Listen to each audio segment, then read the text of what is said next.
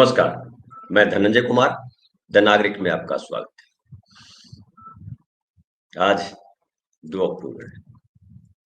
2 अक्टूबर गांधी जी की जयंती है। 2 अक्टूबर लाल बहादुर शास्त्री जी की जयंती है। 2 अक्टूबर इस बार दुर्गा पूजा भी है और 100 साल पूरे हो रहे आरएसएस के सबसे ऊपर वो हो गया है आज। हर तरफ, हर जगह, तमाम मीडिया में आरएसएस की चर्चा है। और एक और चर्चा मैं आपके साथ कर दूं। एक पिक्चर आई है home bound. Home bound picture जो है वो नीरज खेवान एक डायरेक्टर थे। मसान करके एक पिक्चर आई थी काफी पहले, 8-10 साल पहले की बात है। और उस फिल्म से डायरेक्टर बड़ा चर्चित हुए थे, नीरज खेवान। उनकी दूसरी फिल्म आई है। फिल्म का नाम है होम बाउंड। और होम बाउंड एक जबरदस्त फिल्म है। आज के संदर्भ में, मतलब आज जो 2 अक्टूबर को हम बात कर रहे हैं, गांधी की बात कर रहे हैं, विजयदशमी की बात कर रहे हैं, आरएसएस के 100 साल पूरे होने की बात कर रहे हैं, भारतवर्ष की बात कर रहे हैं। होम बाउंड एक महत्वपूर्ण फिल्म है जो ऑस्कर में भी भेजी गई है। पहले उसका ट्रेलर दिखा देते हैं आपको, फिर जो है और ढेर सारी चर्चाएं करेंगे आज।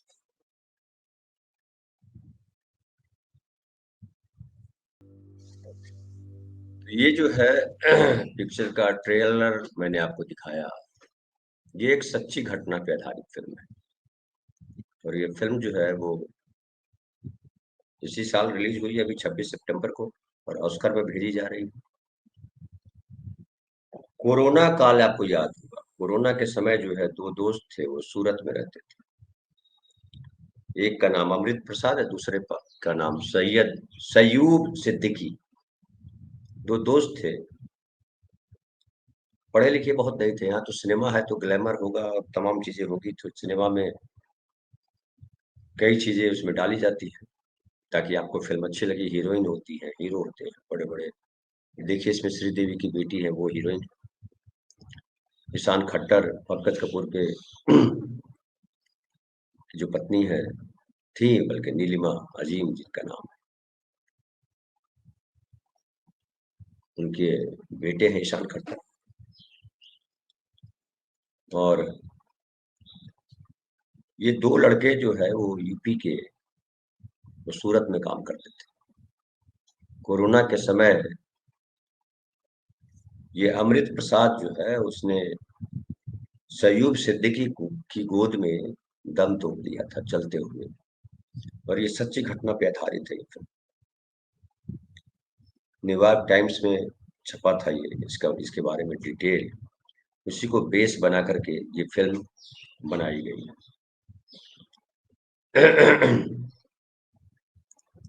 और इसमें है कि किस तरह से हिंदू मुस्लिम एकता को लेकर के खास के बात है कि ये हिंदू मुसलमान को लेकर के, धर्म को लेकर के हमारे देश में क्या नहीं होता है। और आज कोई पहली बार नहीं होता है। रोज जितनी कहानियां हैं हिंदुस्तान की, उसमें सबसे ज्यादा हिंदू मुसलमान के झगड़े की कहानियां हैं, लेकिन उससे कम दोस्ती की कहानियां भी नहीं। अब ये अलग बात है कि दोस्ती की कहानियों को हम याद नहीं रखते हैं, झगड़े की कहानियों को हम याद रखते हैं। भारत पाकिस्तान जब बंटवारा हुआ, अनगिनत कहानियां हैं दर्द की, दुख की, पीड़ा की। वो चाहे बंगाल विभाजन हुआ, चाहे वो पंजाब बटा, साहित्यकारों ने बहुत सारी कहानियां लिखी। इतिहास में ढेर सारी बातें दर्द है। ये भी दर्ज है कि देश जब आजाद हुआ और आजादी का जश्न मना रहा था देश दिल्ली में, तब गांधी नोआखाली में थे। नोआखाली बंगाल में है और वहां हिंदू मुस्लिम दंगा रोकने गए हुए थे। गांधी को बहुत गालियां दी गई इस देश में। आजादी के बाद तो और ज्यादा गालियां दी गई। और गांधी की हत्या से जुड़ा हुआ है आरएसएस का संबंध। हालांकि इतिहास बताता है, या लोग कहते हैं, आरएसएस वाले भी कहते हैं कि सीधे तौर पे गांधी की हत्या में आरएसएस के लोग शामिल नहीं थे। गोडसे ने हत्या की थी, उसके पीछे सावरकर की प्रेरणा बताई जाती रही। हालांकि सावरकर का कहीं हाथ था, ये अदालत में शामिल साबित नहीं हो पाया। आरएसएस था उसमें शामिल, ये भी नहीं साबित हो पाया। लेकिन ये बात भी सच थी कि गांधी की हत्या से आरएसएस के लोग खुश हुए थे, आज भी खुश होते हैं। गांधी को लेकर के भले प्रधानमंत्री नरेंद्र मोदी लंबी लंबी बातें करें देश के भीतर देश के बाहर, लेकिन गांधी को लेकर के आरएसएस के लोगों में अच्छे भाव नहीं है, गांधी से नफरत करते हैं। लाल बहादुर शास्त्री से भी नफरत करते हैं। कहने के लिए लाल बहादुर शास्त्री की अक्सर चर्चा करते हैं कि 2 अक्टूबर गांधी जी की जयंती तो कांग्रेसी खूब मनाते हैं, लेकिन लाल बहादुर शास्त्री को याद नहीं करते। आरएसएस के पास यही काम है। आरएसएस हर जगह नफरत ढूंढ लेता है। आरएसएस 100 साल हो गए और आज की जो तारीख है विजयदशमी, विजयदशमी के दिन ही 1925 में इसकी स्थापना मानी जाती है। एक ऐसा संगठन जो कहीं बताया जाता है कि रजिस्टर्ड नहीं है, इसके स्वयंसेवक उनके पास कोई आरएसएस का परिचय पत्र नहीं है, शाखाएं लगते हैं, शाखाओं के बारे में ढेर सारी बातें हैं मीडिया में। कोई 83,000 कह रहा है, कोई 73,000 कह रहा है, कोई 56,000 कह रहा है। 56,000 शाखाएं दुनिया के 39 देशों में आरएसएस है। आरएसएस क्यों है, आरएसएस क्या है? इसको लेकर के कहा जा रहा है कि दिल्ली सरकार अब चाहती है कि आरएसएस के बारे में किताबों में पढ़ाया जाए, बच्चों की किताबों में। अच्छा है, पढ़ाया जाना चाहिए, बच्चों को बताया ही जाना चाहिए कि आरएसएस एक महान संगठन है, देशभक्त संगठन है, ऐसा देशभक्त संगठन जिसके लिए देश फर्स्ट है।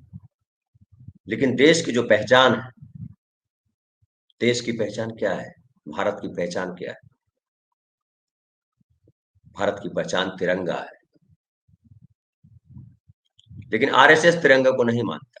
आज भी आरएसएस भगवा को मानता है और उसकी जो शाखा लगती है तो तिरंगे को प्रणाम करने की परंपरा नहीं है, भगवे को प्रणाम करने की परंपरा है। भगवे को प्रणाम किया जाता है, हिंदू राष्ट्र बनाने की कसम खाई जाती है। और भारत के साथ अगर चलेंगे, भारत की पहचान के साथ चलेंगे, तो भारत की पहचान में जुड़ा हुआ है भारत का संविधान। भारत का संविधान कहता है कि ये देश सभी धर्म के लोगों का है, सभी जात, सभी भाषा, सभी संस्कृति, तमाम उन लोगों का देश है जो इस भारत भूमि में रहते हैं। भारत माता को माने न माने, भारत माता की से मतलब है भारत की मूर्ति। भारत माता की मूर्ति आरएसएस ने स्थापित की, उसी को माना। हालांकि उसके लिए कहा जाता है शायद कि जो रविन्द्रनाथ टैगोर के भाई थे, उन्होंने भारत माता की तस्वीर बनाई थी। लेकिन नेहरू ने भारत माता मतलब कोई भारत माता की तस्वीर की मूर्ति को नहीं माना था, किसी स्त्री को भारत माता नहीं माना था, बल्कि किसी देवी को भारत माता नहीं माना था। उन्होंने कहा था कि भारत में रहने वाला हर व्यक्ति भारत है, भारत माता है। लेकिन आरएसएस ने हमेशा हिंदू मुसलमान का भाव रखा, और केवल हिंदू मुसलमान नहीं, उसको क्रिश्चियनों से भी चिढ़ है। मणिपुर में जो 2.5 साल से चल रहा है, हिंसा चल रही है, 250 चर्चों को कहा गया, तोड़ा गया, जलाया गया, नष्ट किया गया, वो सब क्या है? मंदिरों की संख्या हिंदुस्तान में बहुत ज्यादा है, हर गांव में मंदिर है, 1 2 3 4 5, हमारे गांव में 7 मंदिर है। और पिंडी जिसको कहते हैं, पहले पिंडियां ही हुआ करती थी, मूर्तियां नहीं हुआ करती थी। पिंडी तो भरी हुई है, ये ब्रह्म बाबा हैं, तो ये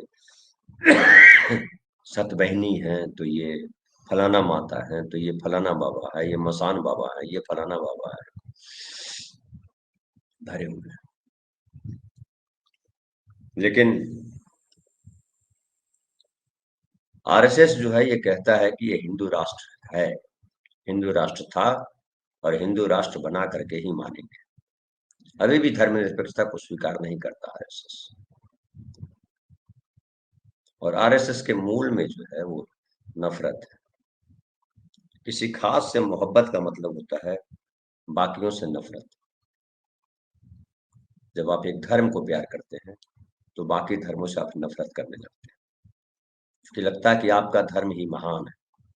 और अक्सर मुसलमानों पे ये आरोप लगाते हैं आरएसएस के लोग कि उनसे पूछिए कि देश पहले है कि धर्म, तो कहेंगे पहले धर्म, इस्लाम सबसे ऊपर है।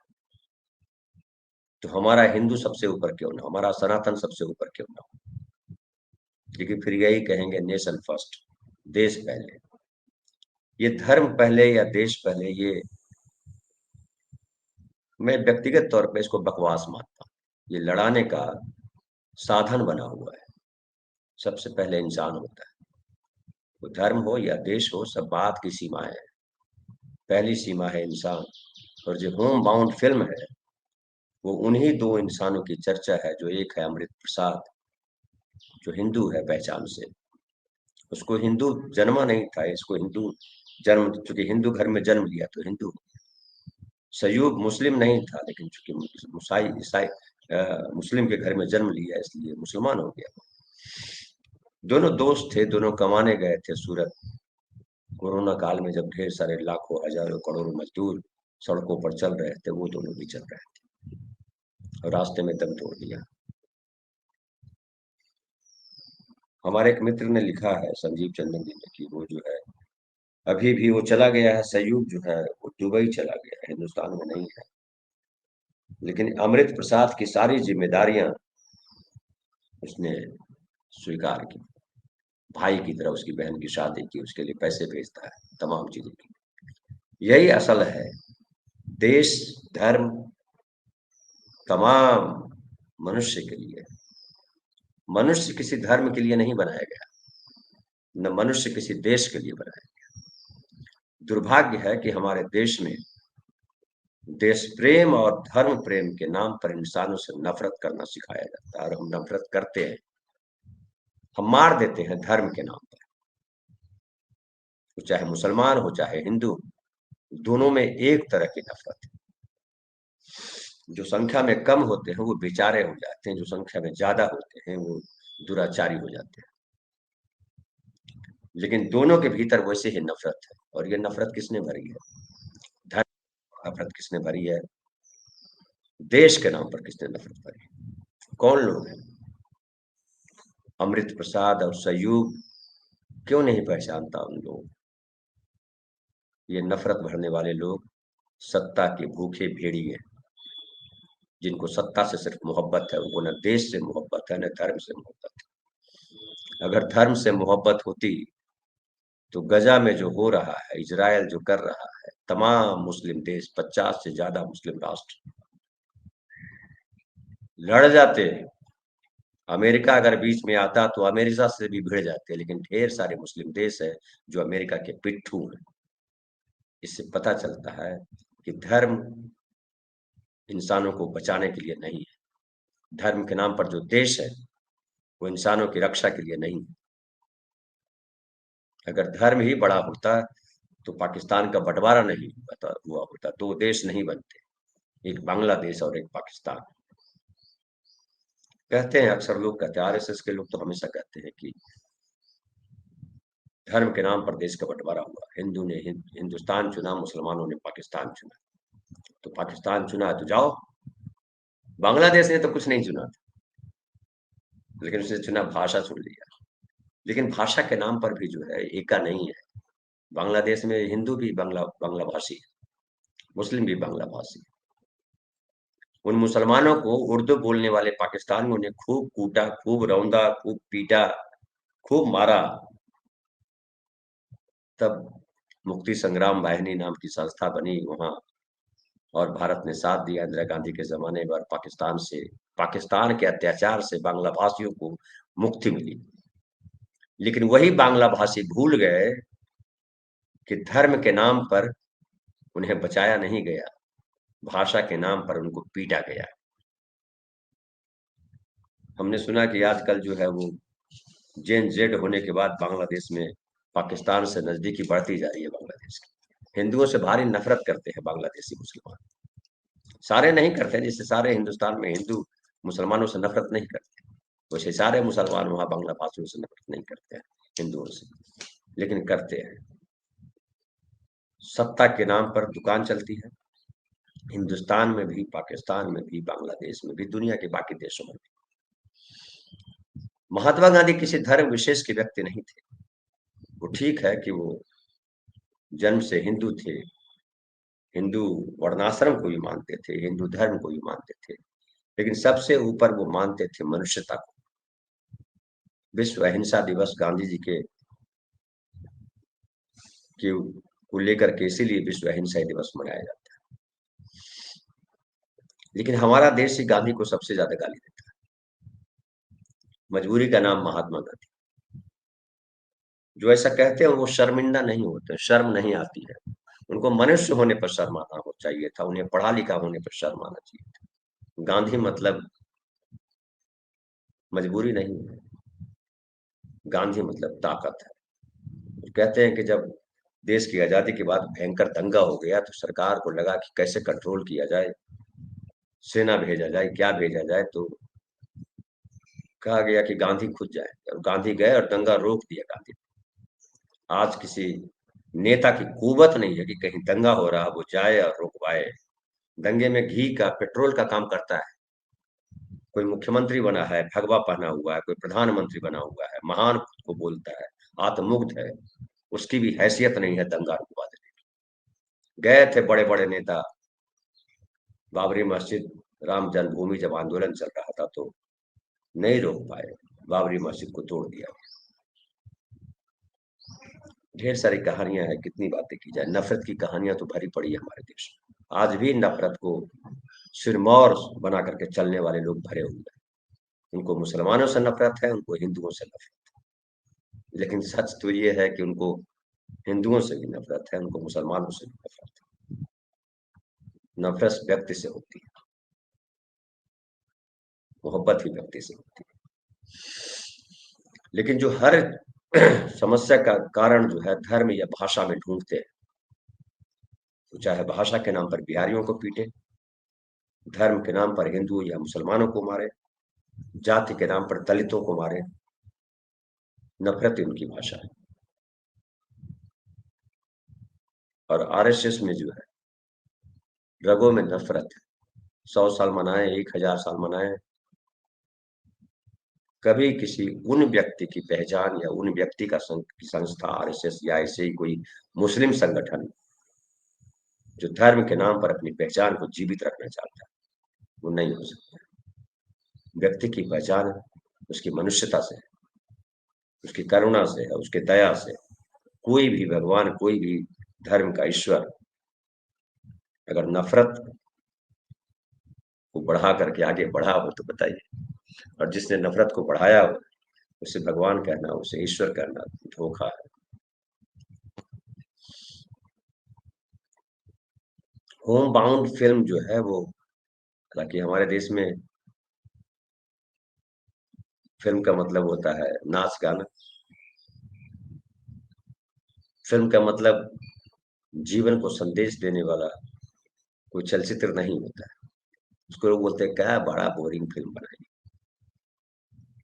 इसलिए जो कहानियां हैं उसको लपेटना पड़ता है कई चाशनी में, और कई बार कहानियां भटक जाती है। पता नहीं, मैंने फिल्म देखी नहीं है होम बाउंड, मैं देखूंगा तो बताऊंगा कैसी फिल्म बनी है। लेकिन ऑस्कर में भेजी गई है तो जाहिर है अच्छी फिल्म बनी है। ऑस्कर में भेजे जाने के लिए अच्छा होना उसका अनिवार्य है। और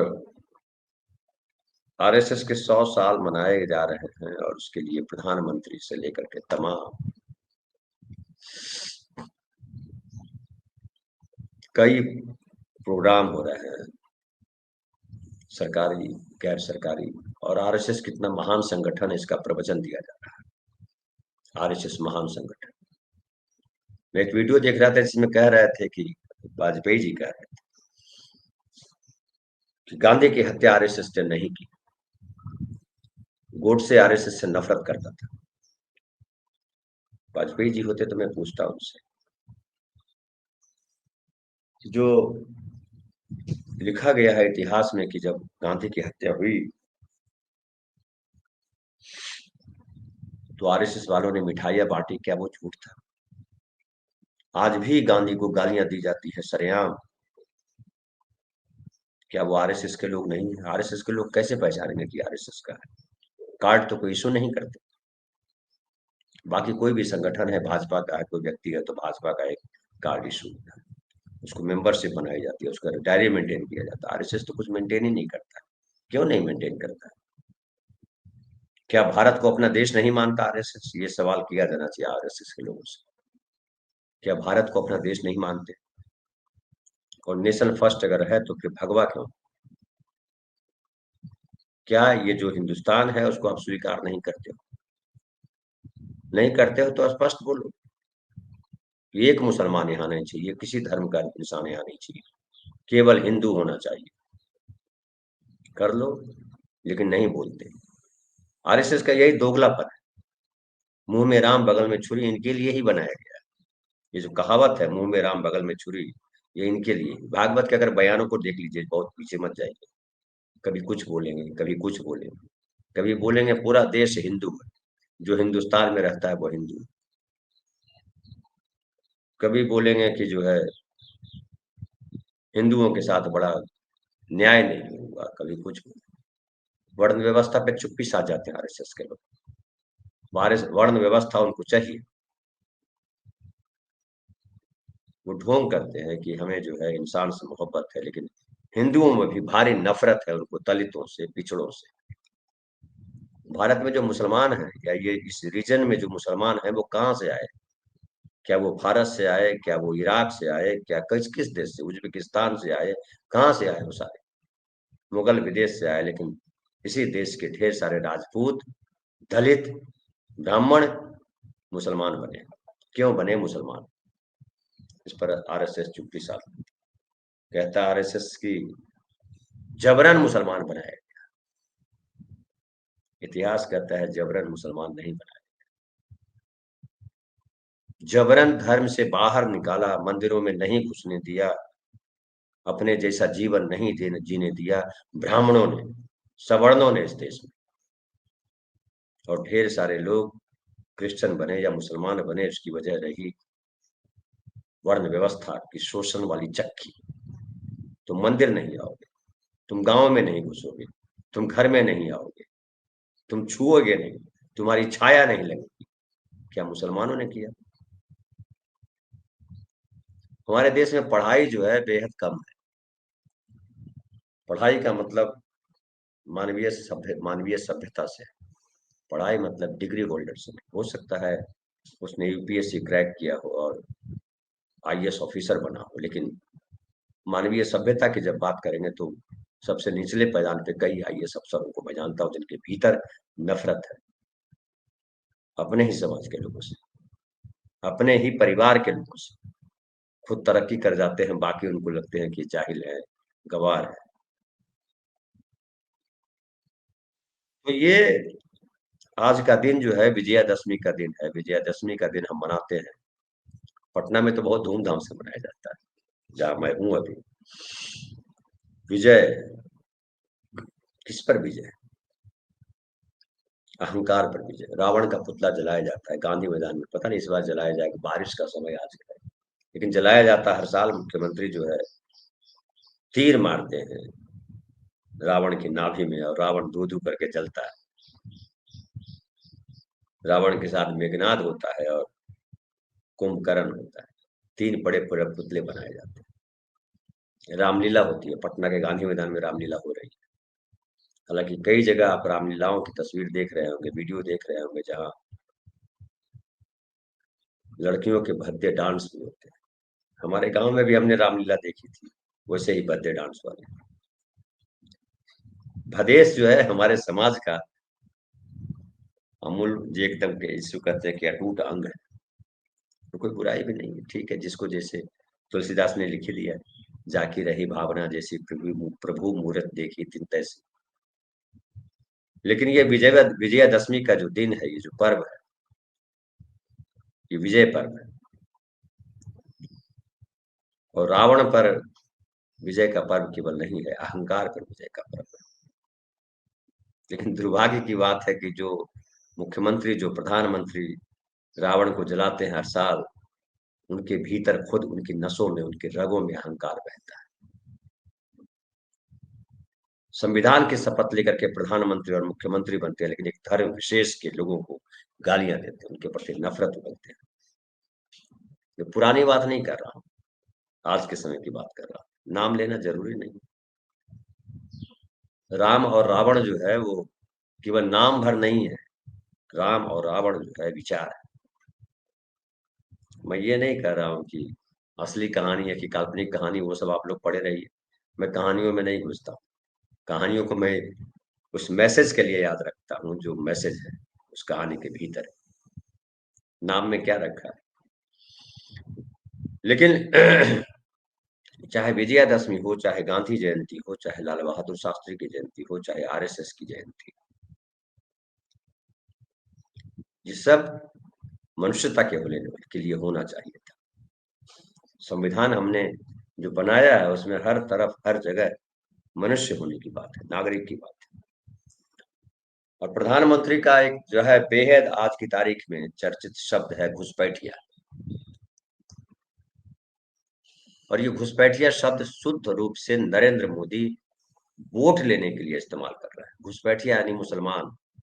घुसपैठिया हिंदू भी हो सकता है कि बांग्लादेश से भाग करके हिंदुस्तान आ गया, पाकिस्तान से भाग करके हिंदुस्तान आ गया, म्यांमार से भाग करके हिंदुस्तान आ गया, कहीं और से भाग करके हिंदुस्तान आ गया। वो हिंदू भी हो सकता है। लेकिन जब घुसपैठिया बोलते हैं तो बांग्लादेशी मुसलमान नाम याद आता है। और मोदी जी को उससे इसलिए चिढ़ है, इसलिए कोई अगर कहीं से भाग करके आ रहा है तो सुख खुशी में तो भाग के आता नहीं। अपना देश अगर कोई छोड़ता है, अपना गांव को छोड़ता है तो खुशी में नहीं छोड़ता, दुख है। मैं अपने गांव छोड़ करके पटना आया, गांव पटना छोड़ करके बम्बई गया, मैं बहुत खुश नहीं रहता हूँ इस बात। गांव मुझे याद भी, आज भी मेरी यादों में गांव ही चलता है। मैं जब आंख बंद करता हूँ तो मुझे गांव दिखाई पड़ता है, मेरा घर दिखता है, मेरे पिताजी, मेरी दादी, मेरी माँ, सब दिखाई पड़ते हैं, मेरे दोस्त, मेरे पड़ोसी दिखते हैं, गलियां दिखती हैं। मुझे मुंबई का शहर नहीं दिखाई पड़ता। ये मजबूरी की बात है कि हमें अपना गांव छोड़ना पड़ता है। कोई देश छोड़ करके आया है, भाग करके आया है, जिसको घुसपैठिया कहते हैं आप। क्या अपनी मर्जी से जाता है, खुशी खुशी जाता है, दुख लेकर के जाता है, सबको छोड़ करके जाता है। लेकिन ये प्रधानमंत्री नरेंद्र मोदी जी जो है, उनके लिए हर चीज जो है वो वोट है। मानवीय संवेदना वोट है, सभ्यता वोट है, शासन वोट है, सब कुछ वोट है। ऐसा आत्ममुक्त प्रधानमंत्री लोग कहते हैं देखा नहीं गया। घुसपैठिया बिहार में चल ही नहीं रहा। कहाँ है घुसपैठिया? प्रधानमंत्री नहीं ढूंढ के बता पा रहे हैं, हम पत्रकार लोग क्या बताएंगे। एसआईआर हुआ, सब वोटर का जो है कि परीक्षा हो गई, 69,000, क्षमा करेंगे, 69 लाख वोटरों के नाम कटे। 69 घुसपैठिया भी नहीं ढूंढ पाएगा। और सबसे बड़ा मुद्दा है बीजेपी का घुसपैठिया। सबसे बड़ा मुद्दा होना चाहिए था मनुष्यता, उनकी तरक्की के लिए हेल्थ और शिक्षा। बीजेपी के एजेंडे में कहीं हेल्थ और शिक्षा नहीं, स्वास्थ्य और शिक्षा नहीं है उसके एजेंडे में। आरएसएस के एजेंडे में भी कहीं स्वास्थ्य और शिक्षा नहीं। उसके एजेंडे में है मुस्लिम मुक्त भारत। चितपावन ब्राह्मण शासन करें, बाकी उनकी चाकरी करें, चरण धो करके पिए, यही उनके लिए है। और बाकी मूड बने रहे, अनपढ़ पड़े रहे। बीमार पड़े तो अस्पताल न ढूंढे, बीमार पड़े तो मंदिर ढूंढे। लेकिन मंदिरों में कोई ठीक नहीं होता है। भभूत लगाने से अगर ठीक हो गया होता तो भभूत वाले बाबा की सबसे ज्यादा पूजा करता।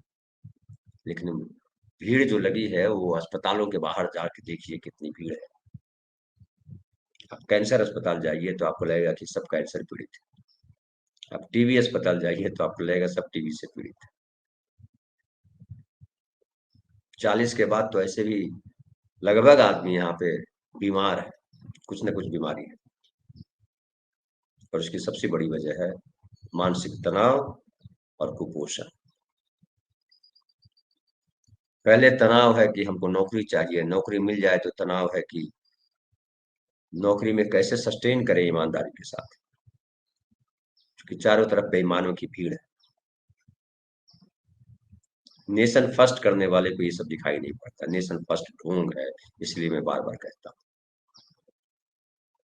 जो देश, जो प्रधानमंत्री, जो राष्ट्रपति बोलता है नेशन फर्स्ट, वो अपने देश को धोखा दे रहा है। वो चाहे ट्रंप हो चाहे नरेंद्र मोदी हो। नेशन फर्स्ट कुछ नहीं होता है, इंसानियत फर्स्ट होता है। और इनके लिए व्यापार फर्स्ट, बिजनेस फर्स्ट है, क्योंकि वही पैसे देते हैं और उन्हीं से ये चलते हैं। पब्लिक को मूर्ख बनाते हैं। अमेरिकन को मूर्ख बना रहे हैं ट्रंप, और इंडियंस को मूर्ख बना रहे हैं मोदी। मूर्ख बनाने का धंधा है नेशन फर्स्ट। बहुत बहुत धन्यवाद।